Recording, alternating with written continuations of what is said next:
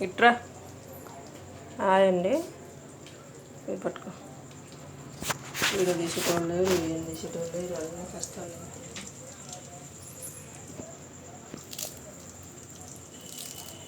ఇటుది ఇది ఇదే తీస్తున్నా ఇలా కొత్తిమీర అల్లిగడ్డ పేస్ట్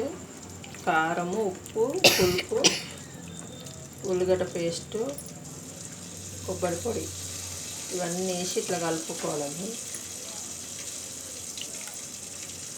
అవసరమైతే టమాటా గిన్నె వేసుకోవాలి టమాటా నేను వేస్తలేను టమాటా వేస్తేనే బాగుంటుంది సేరువా కావాలి మంచి చిక్కగా రావాలంటే టమాటా వేసుకోవాలి బాగుంటుంది ఇట్లా వేసుకొని ఆయిల్ పోసుకోవాలండి